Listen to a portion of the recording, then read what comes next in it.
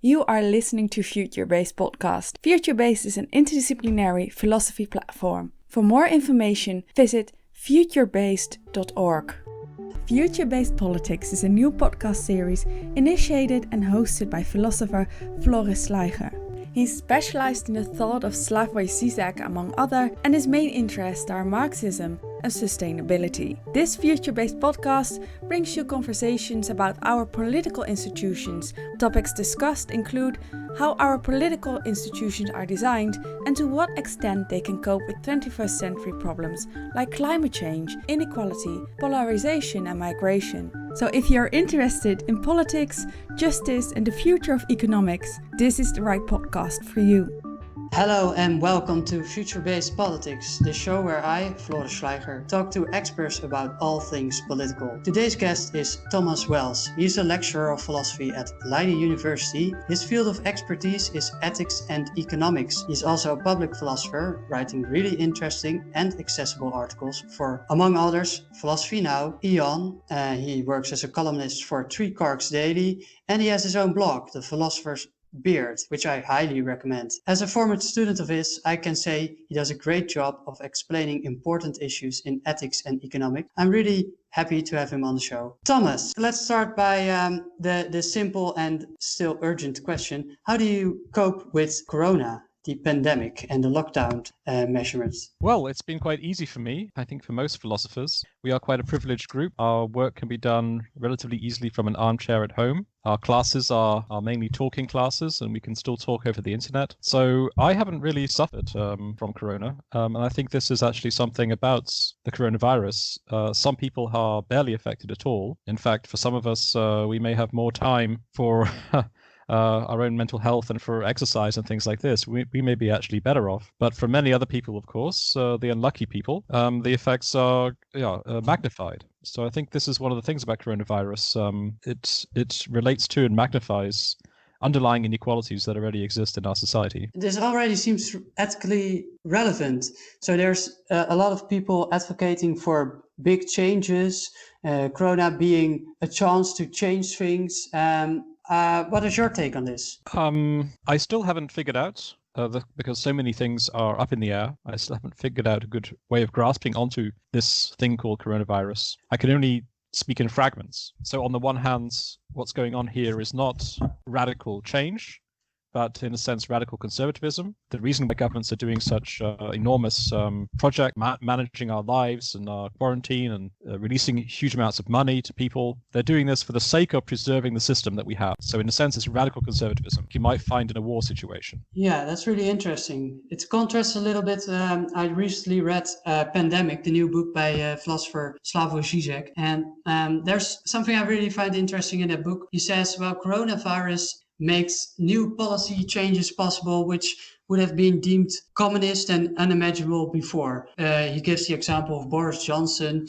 in the UK nationalizing the railways. And he says, well, that would be deemed unrealistic, communist in ordinary times. So your take is really different. Is that correct? Yes, so the nationalization of Britain's railways, it's called a de facto nationalization, but in fact it's supposed to be a scheme whereby the government takes over the responsibility of running the railways, of the costs of the railways, so that these private companies don't go bankrupt. It's not in fact a proper nationalization. So I don't think of this as portending a forthcoming socialist revolution. Having said that, another fragment is that when you make radical changes to institutions and rules, even for the sake of preserving our institutions and rules, quite major changes happening later. So you can have in the First World War, when they put women to work in factories because they needed their work being done to make guns and other things. The men were off fighting in the war. Later on, those women, they demanded more rights. They demanded more recognition, more political rights, etc. And they could demand that because they had this experience in the war as workers. And they only got that experience in the first place because the government wanted to preserve the system. They were radically conservative, and yet still in the end, outside their control, the measures that they took to preserve the system ended up changing it quite radically. I think that's the kind of thing we might see as well. So, for example, the so-called Overton window about the things which are politically discussable, the Overton window has shifted because policies like basic income, which once seemed crazy and barely conceivable politically, have now become de facto government policy, and so now they're available to us to discuss in the future, even if it was certainly not the government's intention anywhere in the world to actually begin a basic income scheme. So that's really interesting. I wanted to talk to you about basic income. You already wrote multiple pieces on basic income, minimum income. The last thing is different from basic income, and I want to go into that. Maybe I want to push a bit more on this. So what are changes you would expect in the near future? I know you're a philosopher. Maybe it's not your first job do any forecasting, but still. Well, in a capitalist economy, it doesn't matter what it is that we buy, what it is that we want. It only matters how much, as it were. So it only matters if we're rich enough to be able to afford to buy the things that we want. But capitalism takes no interest ideologically in the content of what it is that we want to buy. However, we see that under coronavirus, it's not as if consumption has stopped. It's not as if the capitalist economy has stopped, but it is that what we have seen is a radical shift in the kind of consumption that we have, and that has dramatic consequences for people with different livelihoods, for whole industrial sectors, and also for whole countries. So tourism, for example, is a very large part of many countries' economies, especially poorer countries. Not only so the Netherlands is also makes a lot of money from tourism, and it won't this year. But countries in Asia, beaches in Indonesia and Malaysia and so on are all empty, and that has much more effect on those countries. Not to mention all the remittances that they're losing out on because work has stopped. So this is not a threat to capitalism itself, but the disruption, the shift in the flow of capitalism, of consumption, is having huge consequences, terrible consequences for many people, and it's going to continue to have those consequences for years to come. There will be opportunities for some people, but there will also be extraordinary disruption and hardship for a lot of people around the world. So a classical Marxist would probably say, well, if it really disrupts a lot of lives, it also has a revolutionary potential. But it seems, maybe you could talk a little or explain that a little bit more. You don't believe in this revolutionary potential, is that right? I think that there could be particular revolutions in particular places.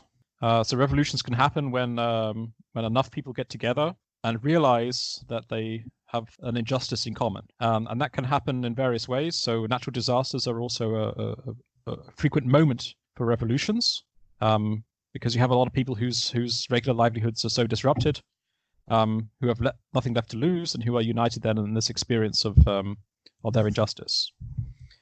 So this could happen as well in some countries as a result of the coronavirus. You said that capitalism just doesn't care. So the idea is, at least to some, that it's ethically neutral. It doesn't have an ethical preference for one or the other. It also seems that this is the moment to think about what we ethically want and maybe start such a revolution at least somewhere. Yes, so there's also a more general moments for reconsideration of values. So I've heard about, drug dealers forced to stay home, rethinking their life choices. I actually had a conversation recently with someone who works in advertising who had found me from some essays I wrote and wanted to have a discussion because he had taken the time while he was furloughed to think about what he was doing and to wonder about the ethics of it. So there is a moment available to us now when we're freed from the hurly-burly of everyday life, of having to continue to make all the small decisions that we needed to do to carry on with our lives. When our ordinary life is suspended, so is the small thinking that tends to come with it, and we're then open to more big thinking. And I think you see that around. You see that people, having not gone to restaurants for 3 months, are wondering, hey, do I really need this kind of consumption? I'm not even, after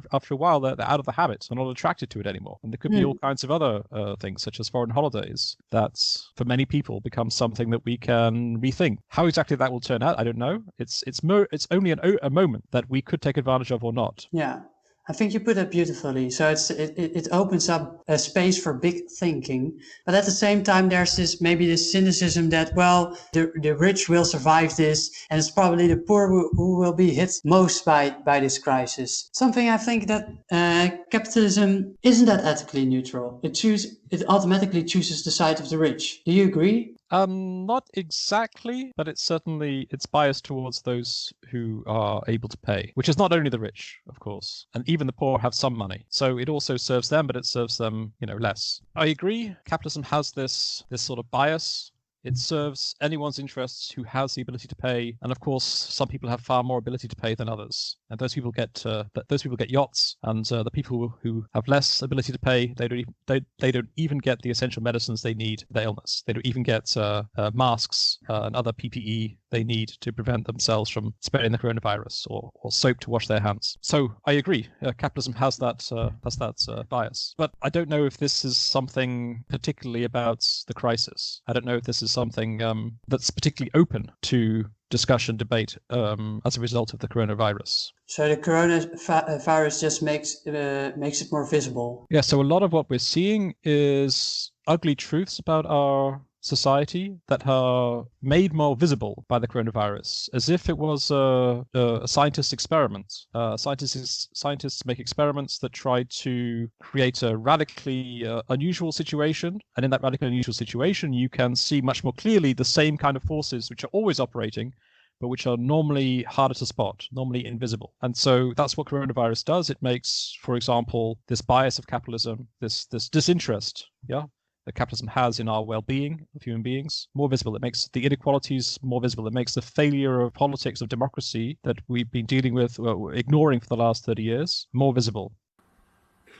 I'm here today because this is one of those pivotal moments when every one of us need to determine just who it is that we are, just what it is that we stand for. And as a fellow citizen, not as an ex-president, but as a fellow citizen, I'm here to deliver a simple message, and that is that you need to vote because our democracy depends on it.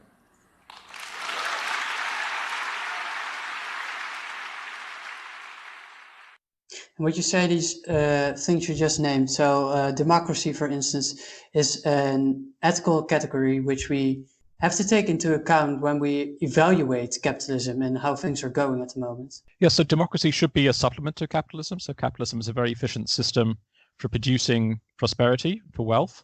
Even Marx thought so. But it's an appalling distribution system.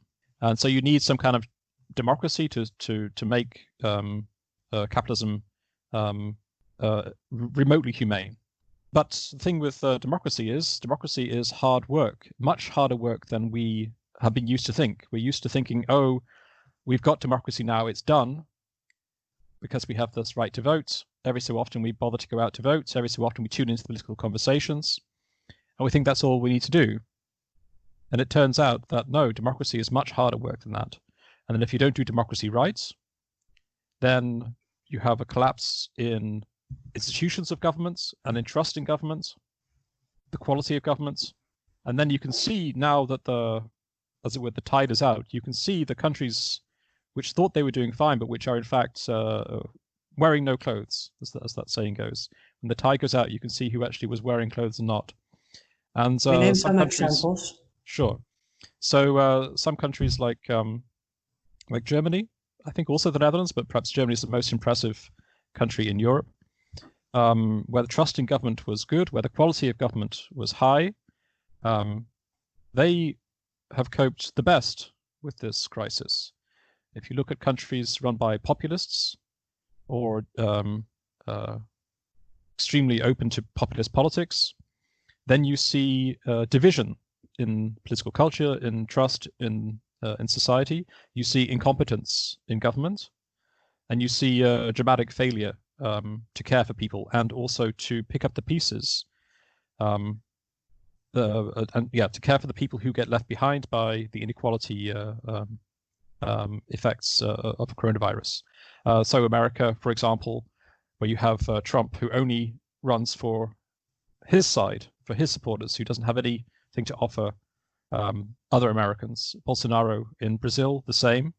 Both of those have been populist politicians who have been a disaster for the quality of government of their countries and for the political culture of their countries. Do you also think that the same applies to the United Kingdom, where Johnson is the current leader? Yes, to some degree. He's not a complete populist. So populism is, I think, something that comes as a matter of degree on a spectrum. Nevertheless, the last 10 years, Britain has fundamentally undermined its capacity for governance, for quality government, and for high quality politics for at least the last 10 years, which means there isn't much resources there, and there is much less trust from people that the system works. So the thing with populist politics is that we kind of treat politics as something more like a reality TV show. It's more like entertainment, and this seemed like an affordable luxury. We were voting for people who seemed more fun to us, or who were selling fantasies which were more fun to entertain. But of course, come a crisis, you actually need governance.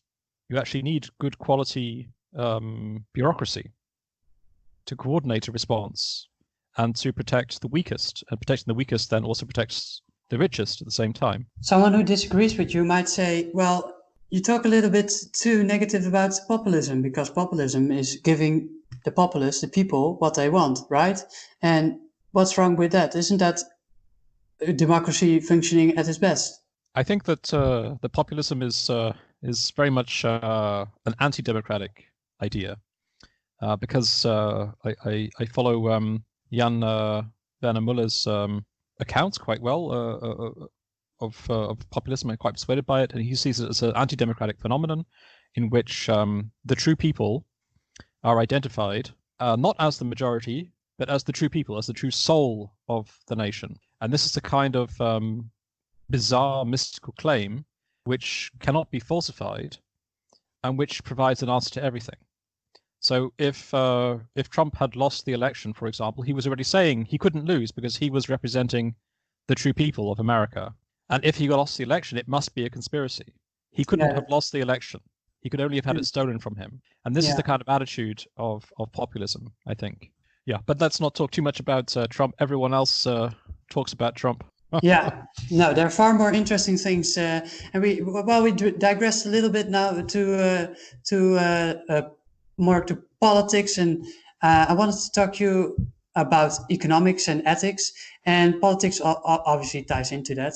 There are ideas which may or may not have been dormant, and people pick them up at the moment. So an example of this is, and we already name dropped it, UBI, Universal Basic Income. Do you think UBI would be a good idea? I think it has many things going for it.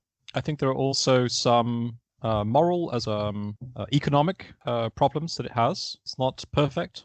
Philip van Parijs and Yannick van der Bocht have a book out a couple of years ago summarizing the arguments, and they do a really good job, I think, and I'm somewhat persuaded, but not completely persuaded. So what are the pros and cons of UBI?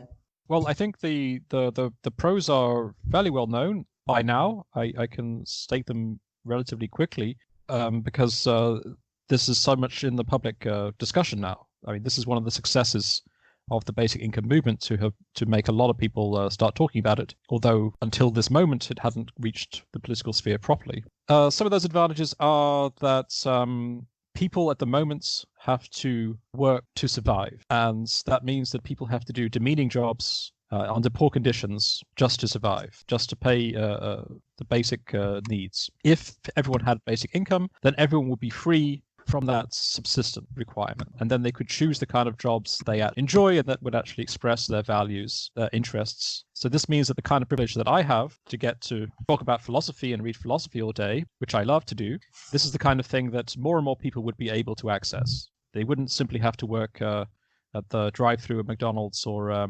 similar kind of minimum wage job just to pay their basic needs. So that's one of the major ones. The idea is that we get a kind of universal freedom by giving everyone a basic income. We also could replace the current welfare state system, which is extraordinarily demeaning in the way that it treats the people who need help.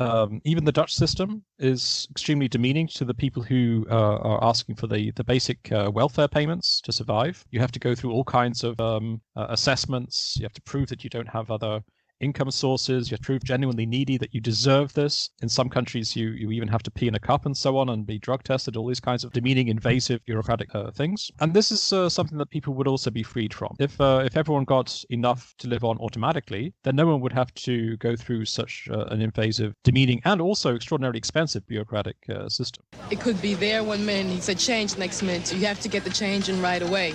So if you don't, and they get you, then you lose the money.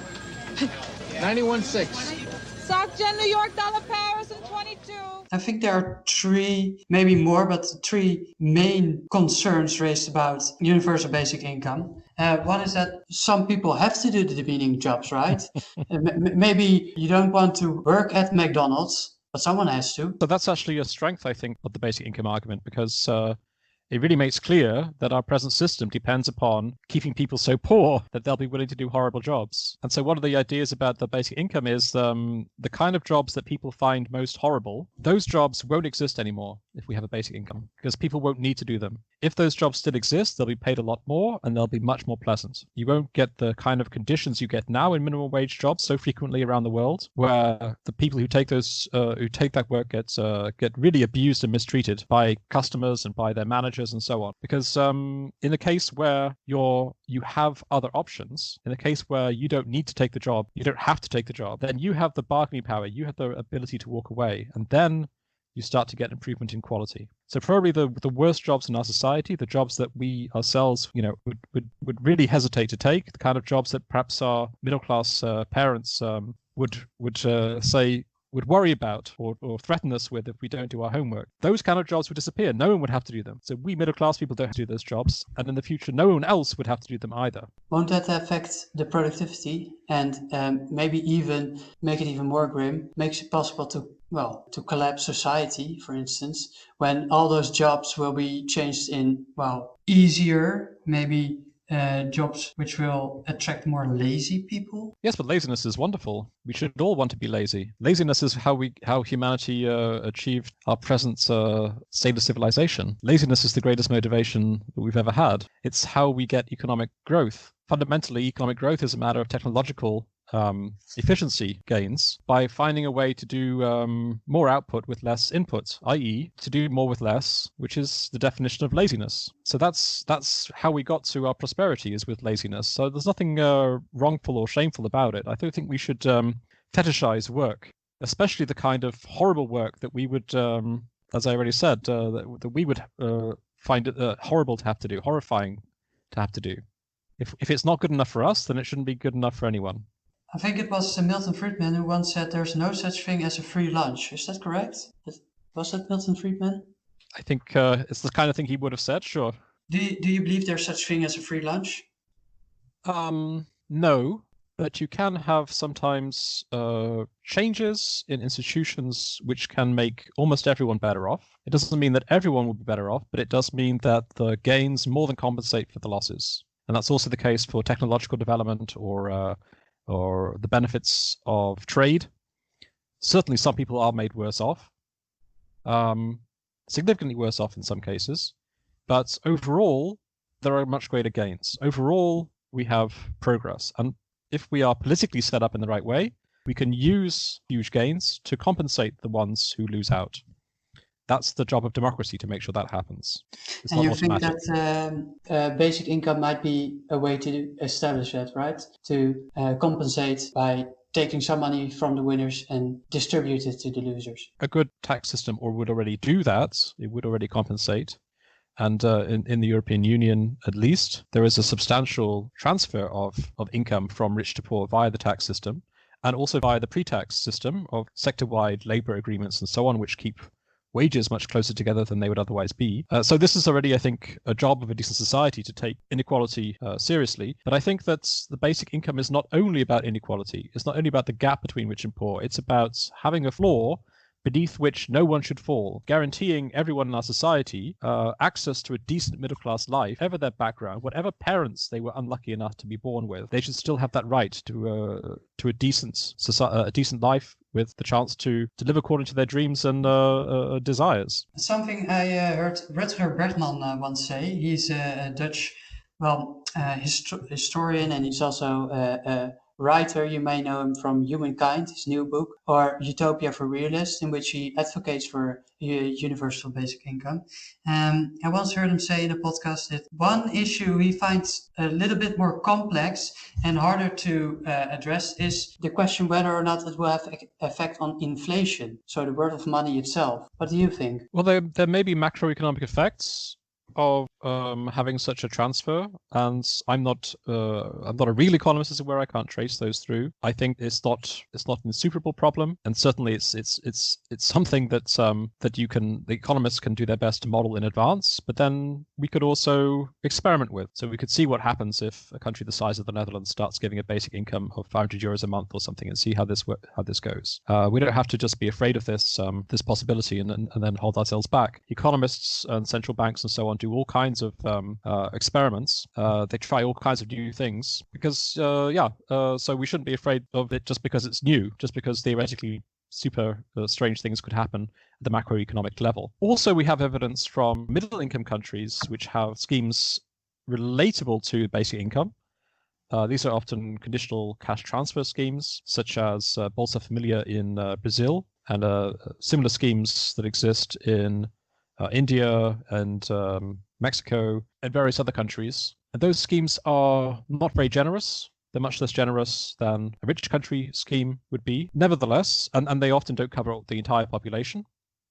Nevertheless, we can see how they work, and we don't see these kind of inflation effects that we should be apparently worrying about. Mind you, those are at very low levels. Yeah, so maybe we should try to experiment also with the amount of money that is given to the people or handed to the people. I think that's not only in economics but also in politics.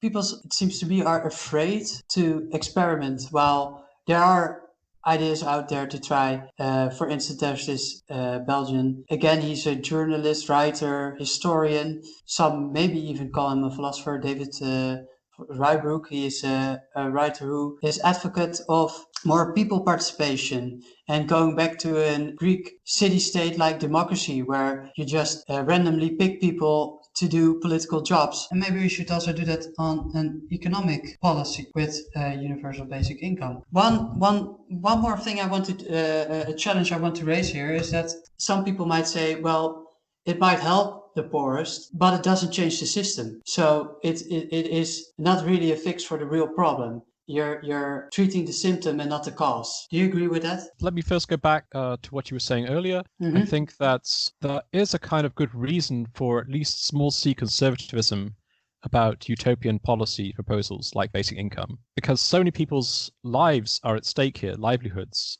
The economy is a very complicated thing, and all these institutions that we have stitched together over the last decades to provide some kind of social security system and guarantee of a social safety net to everyone. It is dangerous to risk that for the sake of a utopian scheme which promises to make everything simpler, because things rarely, in fact, become so simple. And so Britain's recent reform of its welfare system has been something of a disaster in the way that it was, I think, not only in the way it was managed, but also in the ambitions that it had. And it was supposed to be it's a universal credit system. It was supposed to be bringing together all these different welfare payments to make things simpler and easier also for people to use, for the clients to use. And yet it doesn't seem to have worked out that way. And that's kind of something we should bear in mind. So I think this point about utopianism, the risk of utopianism, is not something we should ignore completely.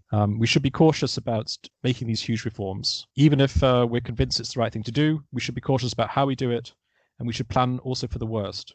Okay, now you then you were asking about whether basic income leaves everything really untouched, the basic exploitative structure of capitalism, say, untouched, and just as it were, puts a band-aid on top. I think that in a sense, that might be the case. So insofar as the problem of capitalism is inequality, as I said, it doesn't address inequality directly. It raises the floor. Whether it addresses inequality directly depends on, as it were, how you set the tax system to collect the money to pay for the basic income. I guess you could set it in such a way that you chop off a very large amount of the wealth of the richest in our society, and so it could have then a redistributive effect, a real inequality reducing effect as well. But that's not essential to the idea of a basic income. It's a separate issue. So in that sense, if you take the problem of capitalism to be inequality, it's not a fix. It might even be a palliative. It might even be something that makes it more palatable for the bulk of society to allow the rich to get ever richer, Jeff Bezos to get ever more billions of dollars, because we have at least our minimum. But there's another sense in which it can have these radical changes. So I already suggested it can change the structure of the economy because it can have an effect on the worst kind of jobs. So the people who have to do these jobs are treated badly. They're despised. They're looked down upon. They have to work split shifts. They have to take drug tests. They have to they don't know their schedule from one week to the next. They get abused by their customers as well as by managers. This is not a pleasant way to live. So these are the jobs which would not only be paid better if we still want people to do them, they would also have much more respect given to those people who do them if these jobs survive. And they would also be the first jobs that would be automated as we apply our machine learning, artificial intelligence to various parts of the economy. Where we're going to point it, we're going to point it at those jobs which no one wants to do. Yeah. So so the basic income can really have, I think, a systematic effect on the structure of labor. So you seem to be in favor of a basic income of some kind, or at least to try it. I find the idea fascinating, and I think that it deserves to be tried.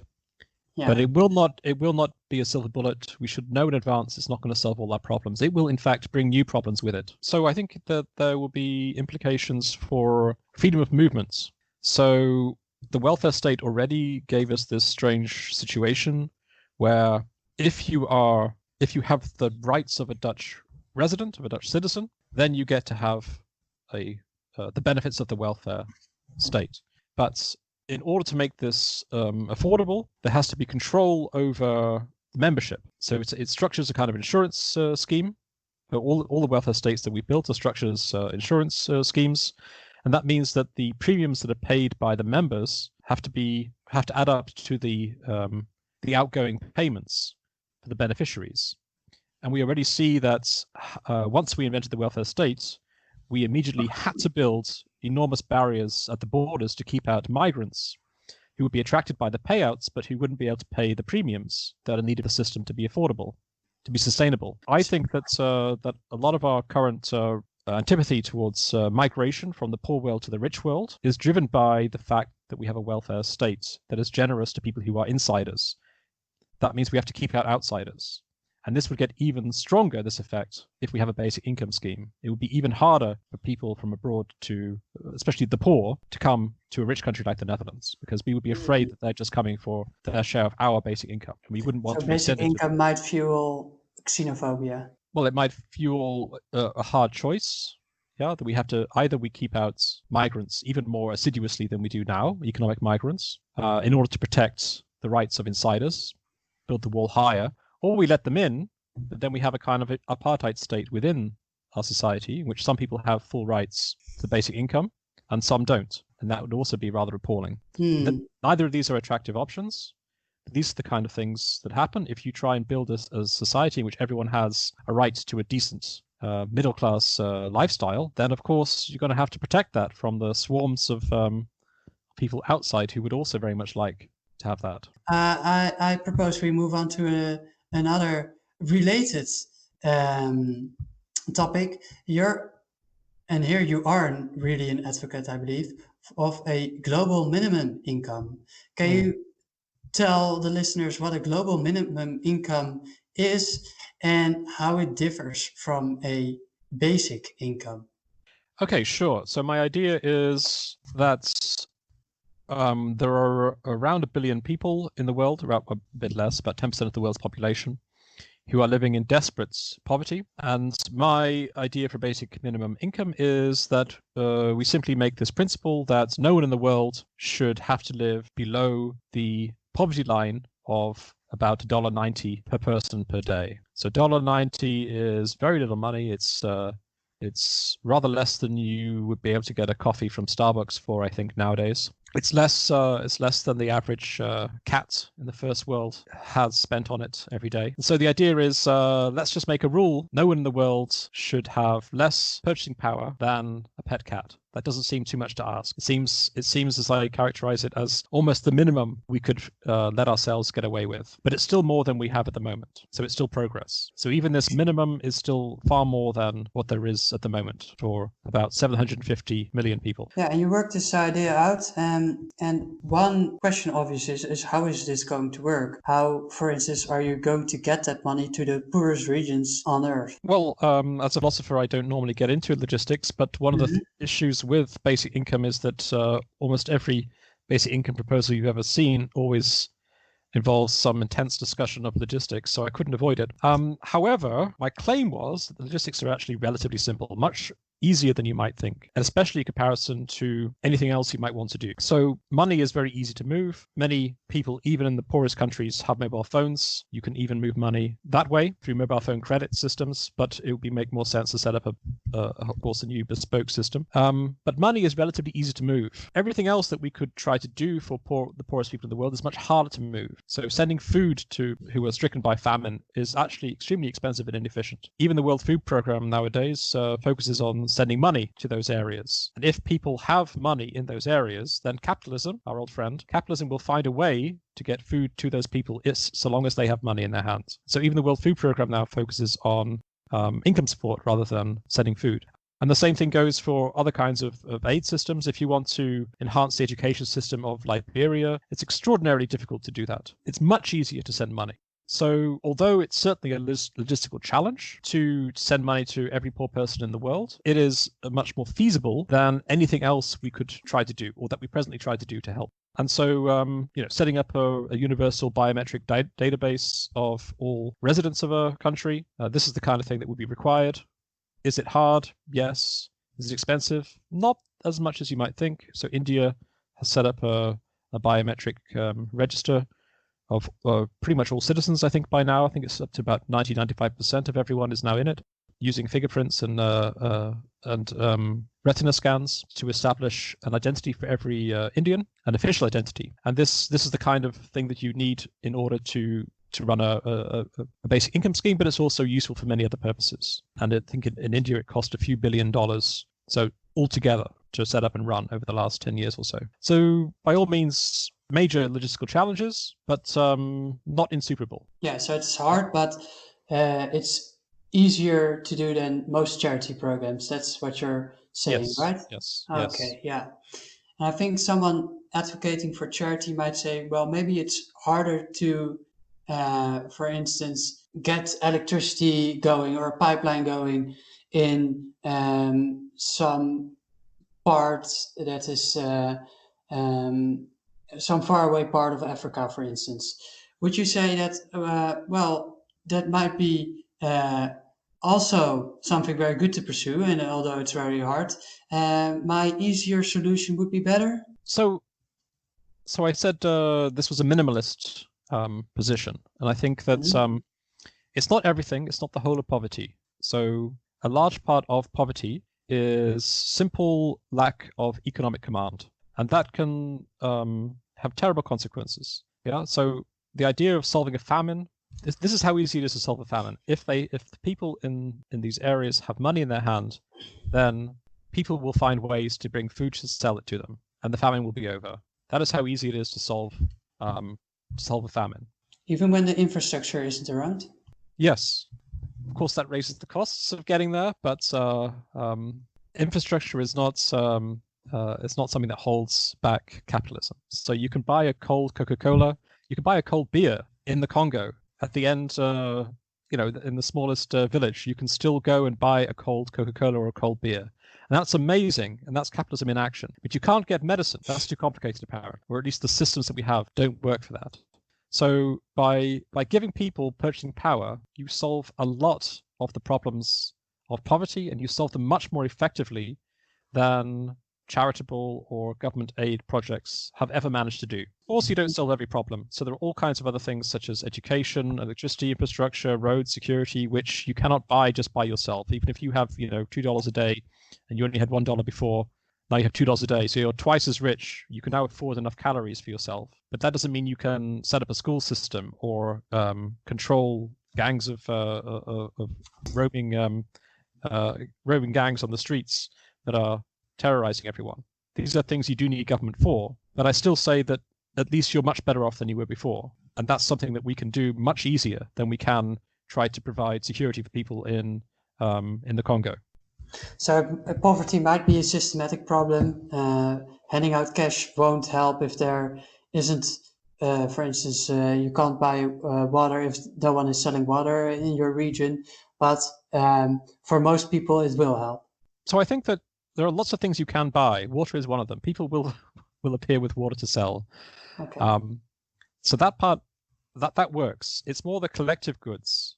So things like roads, which really need institutions behind them. They need at least the permission of government agencies, if not their actual active organization, in order to be supported and maintained and so on. And many poor people living countries which are so undergoverned or deliberately badly governed, that they don't have access to those. Yeah, they don't have education systems, security, etc. But here's the thing: there's no easy way for us to give those things to those people. It's not that we can parachute in security or a medical system. A medical system is a very complex, expensive arrangement. We can't parachute one in to Haiti. What we can do is parachute in money. And it's not everything that they need, but it's a lot more than they had before. It's at least the minimum that we could do. Sounds like a strong case. And it raises the question, why isn't it already there?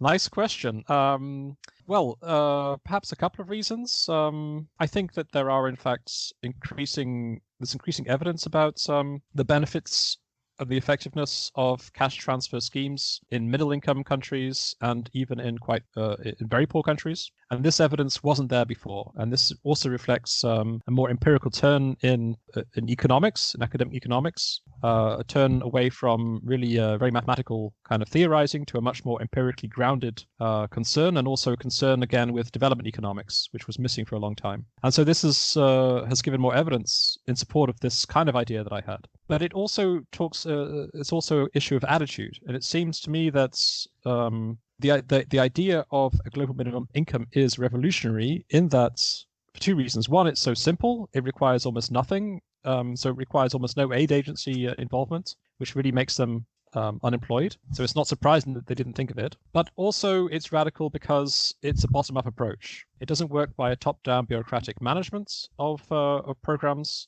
It works by a bottom-up approach of giving people more economic command and then letting them buy the things that they want to buy, which for poor people, by the way, is the basic things like food. It's not as if, so research has shown this quite clearly, it's not as if poor people, as soon as you give them a few cents a day, they go off and spend it all on alcohol. That's not the case. They spend their money sensibly. They spend their money on the things which are their basic needs. They're making their own choices. They're the agents of their own development. And this is, again, something quite radical. So the whole structure that we built up, first from the colonial development schemes of countries like Britain, and then more recently these were re-envisaged as international aid development programs, but they had the same kind of condescending, patronizing approach. They saw poor people as patients to be managed and corralled and pushed around to jump through hoops so that they could have the benefits of the excellent schemes they'd come up with. And I think that's basically that approach has failed, at least on average. It has been extraordinarily disappointing for most people who have been put through it for the last decades. And I think it's time that we tried giving the aid directly to the people who we want to help and let them help themselves. It's much easier for them to help themselves than for us to try to help them, to tell them to make them do the things that we think they should be doing. So we had a more paternalistic view on poor people, as poor people wouldn't be smart enough, and you say we should move away from that because poor people, for the most part, are able to make good choices. Yes, so they have the right to make their own choices, but it turns out that in practice, the evidence shows that they do in fact make very sensible choices, much more sensible. Yeah, the money is much less wasted than these top-down development schemes. So this ties into another topic I wanted to discuss with you, and this is more about economics and economic education. He said, well, economics should move away from mathematical modeling. It should be more empirically grounded. There's a move towards developmental economics. And you basically said, I think, and correct me if I'm wrong, that the view of an homo economicus who makes rational choices based on his own interest, which seems to be part of the economic modeling, isn't correct or needs modifying. Is that correct? Yes, so we've seen big changes in academic economics in the last decades. In the second half of the 20th century, there really was a domination of economics, the way that academics practice it, at least, really a domination by a very highly mathematical neoclassical school of economics. And they were based on very abstract, very idealized, mathematical, theoretical modeling. And some of the assumptions that were foundational for those models that they used were kind of strange or even crazy ones, such as homo economicus, the idea that we're each individually perfectly self-interested and only self-interested. But also that, crazy assumptions such as that we all have perfect information, so we all know the consequences of our choices. And these were necessary for their models to work, but they're obviously false about how the world works. And that's not to say that you can't do good work, good scientific work with models based on highly idealized, i.e. strictly false theoretical assumptions. Can do good work, but I think the problem was the kind of domination of the field by this one approach. I mean, there was a time when graduate students at elite universities were asked about the skills that they needed to succeed in a career as an economist, that they were far more likely to identify mathematical prowess than knowing anything about how the economy works, let alone say the history of the economy or the history of economics as a field. So this was really intellectually narrow, disappointingly so. And I think that was criticized rightly for its narrowness and its sort of irrelevance to our practical economic concerns. So it was very hard to use this kind of knowledge sensibly for policy-making purposes, where the assumptions in the models didn't hold. But I think that phase is more or less over. So it was true to say it's 20 years ago. It's not true anymore. I think that mainstream economics has broadened again.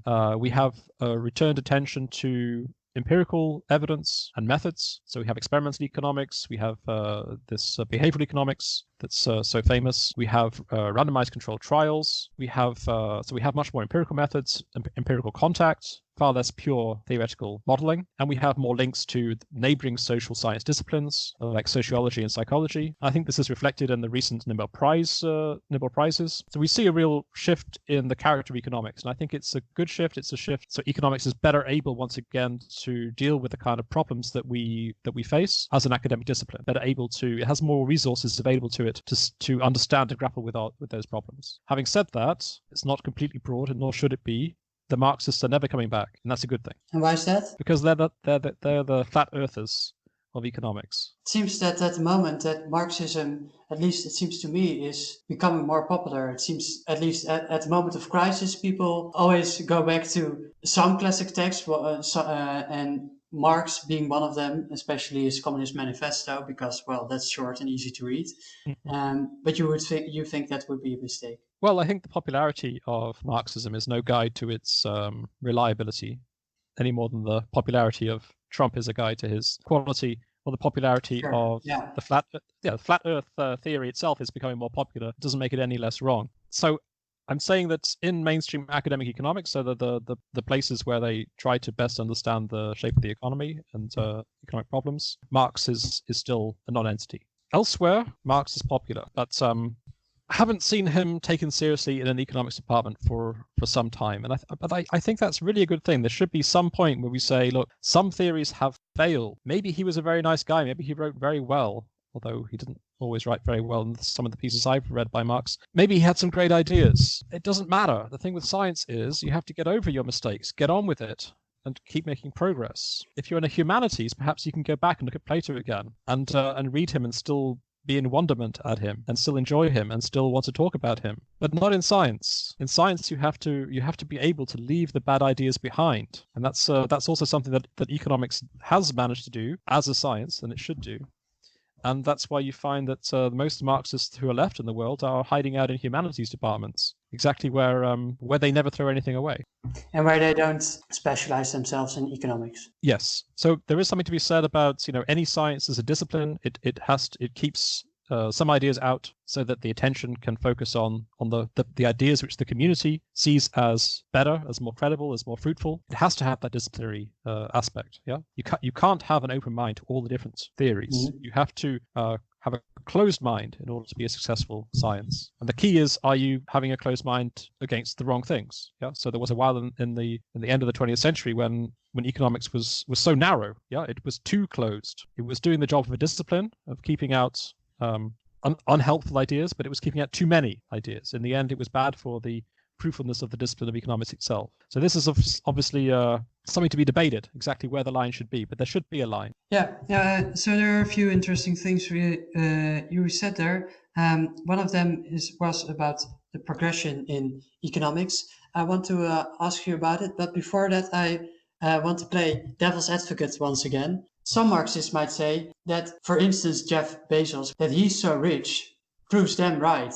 There's some capital accumulation going on over there, and that's precisely what Marx was talking about. And it also might be tied to the popularity of Thomas Piketty, a French economist from Capital in the 21st century. Yes, so I think as Piketty shows, you don't have to be a Marxist to spot this or to analyze this fact of inequality in capitalism. So it's not that Marx didn't say anything that was relevant at all. It's that his theory of how these things fit together and his predictions about what would come next were all entirely wrong, as far as we can tell.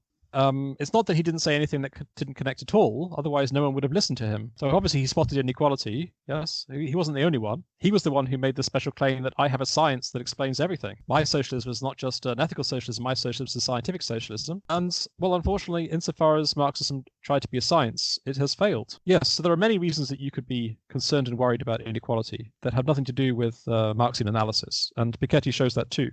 You can be a liberal and be concerned with democratic equality. Talked about what economics shouldn't be, and I want to move to what it should be. You once wrote a piece on Philosopher's Beard about what takes to be a good economist, and you give this quote about from John Maynard Keynes, and he says an economist should be a mathematician, an historian, a statesman, and a philosopher.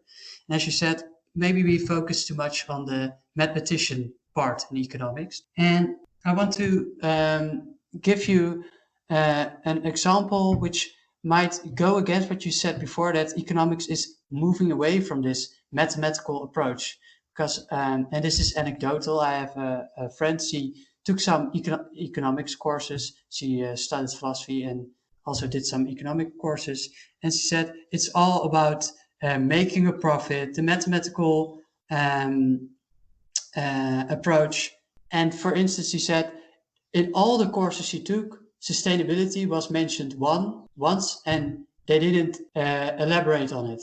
They just name dropped it, and that's all. What's your experience? You worked even at a university in Rotterdam, which is considered to be the economy university, as far as I know, in the Netherlands. Is it the case that there's maybe a difference between where the top economists are at the moment, so maybe behavior economics, developmental economics, and the education that is given to economy graduates? Well, I think that there's a huge difference in the exposure to economics you get as a student, especially undergraduate, and what the leaders of the field are doing. And you can see where the teaching of economics will end up in 20 years or so by looking at where the leaders of the field are now, because they'll be the ones who teach the people who eventually go on to write the textbooks. Mm-hmm. But textbooks always lag by at least 20 years or so behind the pioneers in the field. So I don't think that this disappointing experience of being taught economics necessarily reflects how the field of economics as an academic field actually is. But as to this quote by Keynes, so there was a time when the people who did economics tended to come from philosophy, at least many of the most famous ones. So people like Keynes himself, trained as a philosopher, did a PhD in philosophy, but also Adam Smith, most famously, perhaps, and a number of other economists. Karl Marx. Oh, yes, indeed. Thesis on Democritus, I think. And John Stuart Mill, of course. So a whole number of philosophers. Now, I think that has something to do with the flexibility that philosophy has. So if you're trying to figure out what kind of problem you're dealing with in the first place, and therefore to figure out what kind of questions from your toolkit would be helpful to get to grips with this kind of problem, that's a philosophical exercise. It's a philosophical exercise because you have to work out in the process of answering your problem what it is that the problem really is about. So it's a kind of second order question. It's not just what is this, but what kind of question should I ask about this in order to figure out what it is? Mm-hmm. So philosophers are especially good at that because we're about the only ones who have a specific training in how to figure out what the right questions are. But of course, it's useful at the top of every discipline to be able to look at a problem and think about different kinds of questions that you could ask, and then choose the right questions to ask of that problem. So so the link between this kind of broad-mindedness and even the special kind of flexibility of a philosophical training in economics makes sense. But I think it's also the case with other sciences too. And that was lost for a while. So that for a while, economics did draw from other fields, but it was especially from physics and mathematics. And this was the high point of the mathematical era of neoclassical economics. And these were able to ask all kinds of interesting questions, but only within a certain kind of limit. Yeah, so they were able to reconsider traditional problems of economics in new ways, using their physics mathematical backgrounds. But they were still, in the end, somewhat limited because they could only draw on that specific domain of tools. It would be nice to say that economics was moving back to a broader sphere of expertise, so drawing on people with more of these different kinds of tools, not just mathematics. I'm not sure that is happening. I'm not sure that's happening because even at the graduate schools, they are not teaching the breadth that they used to once upon a time. They're not teaching the intellectual history of economics. So they're not training students in this kind of intellectual flexibility of looking at things from different intellectual perspectives. And we do see a new stream of new fresh perspectives coming into economics, but they're coming in not from physics so much anymore, or from math, well, not only, but they're coming in from the social sciences. So especially from psychology, Kahneman and Tversky and so on, who revolutionized economics with behavioral economics approach. So they're coming in from psychology, and this is again a source of fresh ideas, fresh perspectives, but it's still not really the kind of intellectual flexibility that you would perhaps hope for.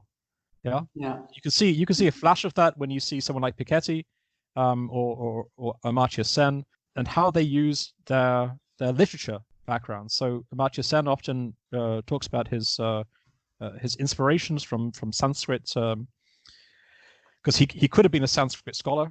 Yeah, so he brings sometimes points that he explains that he thought of first by thinking through ideas from radically different contexts, like the Upanishads. Mm-hmm. And Piketty, of course, is famous for his use of Jane Austen to think about the economy and inequality. So again, drawing from literature. So these are, I think, they kind of show what can be done if you have more intellectual breadth behind you, the kind of flexibility you can have intellectually to solve economic problems. Yeah, so it might be possible that in the future we get people who are educated more like Sen or Piketty or maybe Mazzucato, to name someone.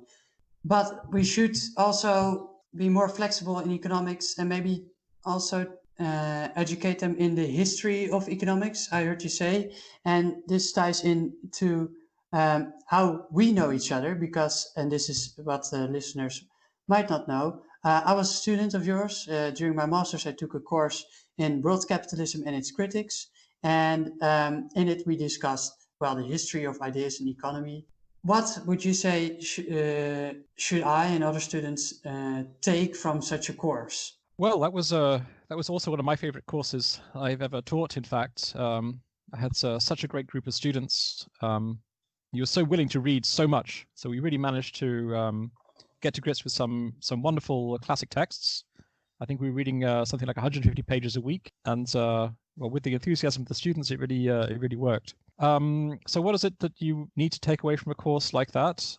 I guess one of the things I was trying to communicate in that course with all those different readings is to give you at least a peek at these different intellectual perspectives on our world, and especially by having so many classic texts in the course to break you out of the sort of intellectual prison, which is current events and current thinking. So we have certain concepts with which we organize the world, certain narratives, certain ideas, and these are comfortable, and we know how to use them, but they also prevent us from seeing things differently. And seeing things differently is how you get creative. It's how you figure your way around a problem. It's how you even realize that you're actually facing a problem. And so by trying to give you all this access to the perspectives of Rousseau and Keynes and Adam Smith and so on, I was trying to give you a way to look at our world with the eyes of these great intellectuals from hundreds of years apart, to see how our problems and our world looks from these other eyes. So that's not so that you would become a fan of Rousseau necessarily, or Adam Smith or anyone like that, but so that you would be able to see that what we are, the way that we are used to thinking right now, is not the way we have to think. Mm-hmm. Yeah, and that's the core of the idea of philosophy, is that we can think better about the world. Alternative views from which you can see, once you learn to toggle away from the perspective you're used to, then you learn this freedom of moving from one perspective to another. And then hopefully you'll be able to reconstruct a better perspective. And someone who might help us, and you mentioned influenced Thomas Piketty, is Jane Austen. And you wrote an article about Jane Austen in Philosophy Now. Can you tell us a little bit more what we can learn from reading Jane Austen and how it maybe could be useful for an economist? Ooh, I'm impressed that you read so many my things. Thank you very much. I wrote this a long time ago, actually. I happened to be reading some novels by Jane Austen. I think it was a way of avoiding working on my thesis. I think I was stuck on something and I wanted to do something else. It can be productive. It can also be procrastination. Anyway, I think it was a bit productive in this case. I was just looking at Jane Austen as a... Right? So you earlier said that being lazy might be a great helpful thing in life, and procrastination helps you here, right? No, I think procrastination is the bad kind of lazy. Okay. So lazy is doing what you have to do, but with less work. Yeah. Okay. Yeah. Procrastination. But in is this not case, it worked out well. Well, I got a fun essay out of it. So I was just looking at Jane Austen from the perspective of a moral philosopher, and I realized that if I read her like that, then I read her quite differently from how most people would read Jane Austen. I think it was some throwaway comments from a teacher of mine, Deirdre McCluskey. I think she made the throwaway comments that Adam Smith was the last virtue ethicist, except for Jane Austen, because there was a long period in which virtue ethics was virtually forgotten from academic philosophy, and it has since reappeared. Since the 50s or so, it has since reappeared.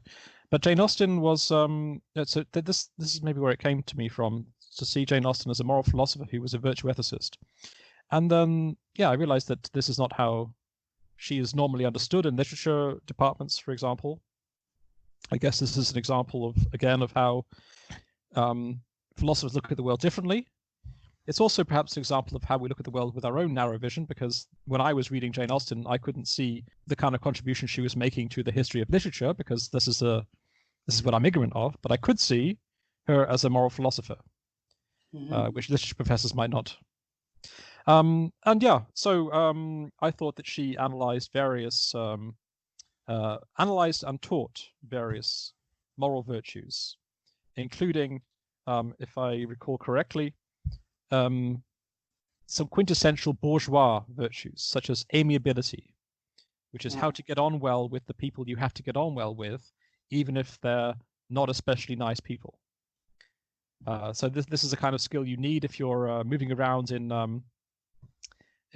these tiny houses that even the middle class had in 1800. And if you're a woman and you have to put up with the bores, the bounders that you're surrounded by, and still seem elegant and graceful at all times. But I think it's also something that we could relate to in our own lives. The way we have to put up with co-workers, for example. We have to present the right bourgeois attitude of amiability.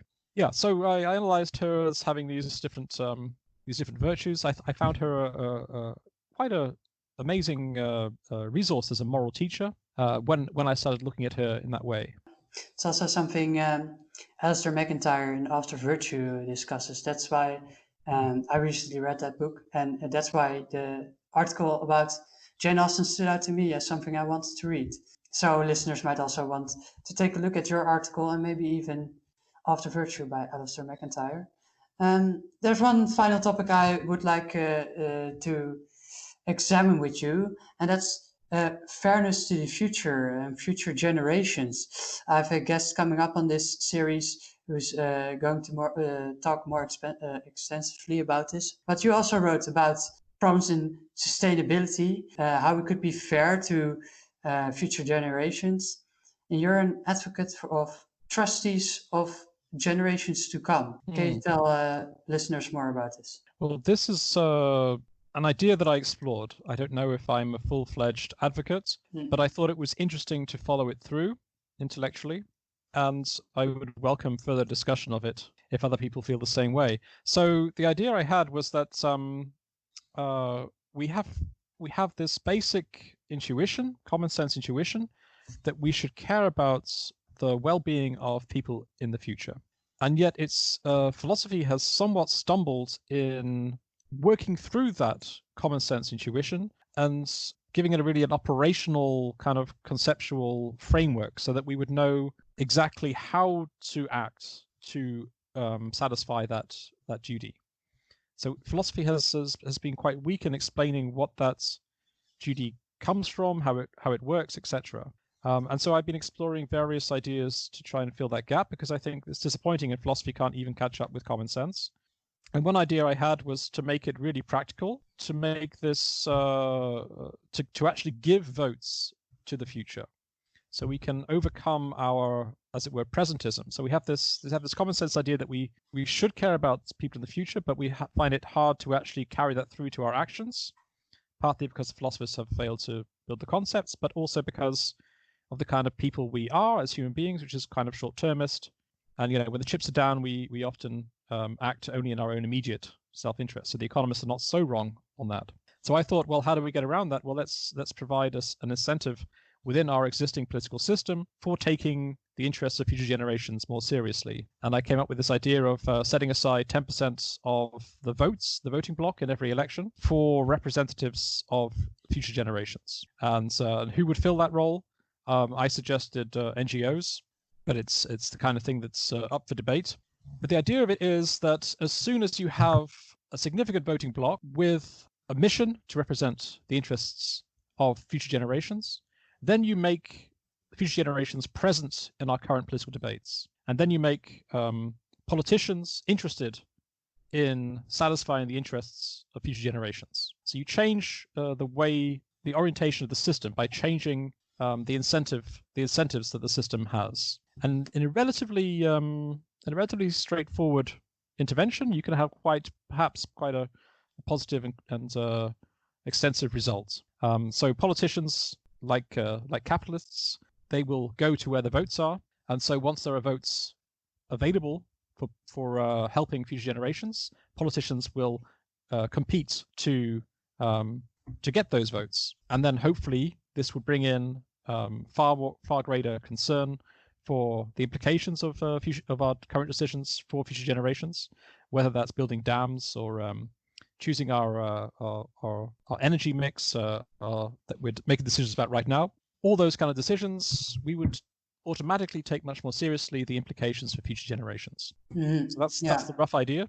I'd like to challenge you a bit on that, because isn't it the case that people, when they are well informed, will already vote for policies or politicians that favor future generations? For instance, we see a rise here in the Netherlands of the Green Left Party and the Animal Party, which is also a party which focuses a lot on sustainability and fairness to the future. Maybe, well, I guess we see it most on left-wing parties, so maybe on Bernie Sanders or Jeremy Corbyn in UK and in America.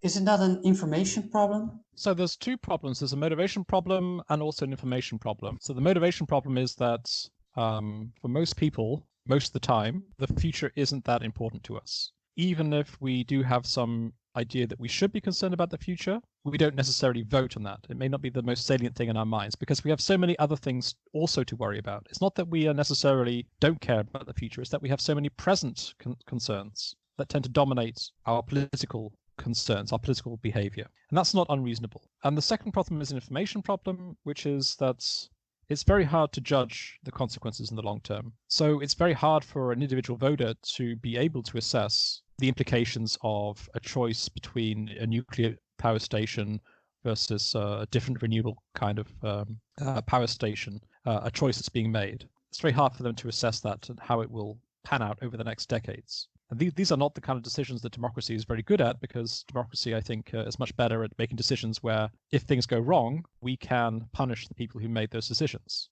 It's much worse at making wise decisions for decades into the future. That's why I suggested as a solution, well, that's the problem, but I suggested as a solution having these trustees that would overcome both, in principle at least, the motivation and the information problem. There may be other better solutions too that I didn't come up with, but I think the problem is quite a significant one. Yeah. I think we'll be getting to a close right now. And I want to ask you the final question. What are 3 things you would recommend for people who would like to learn more about the topics we discussed?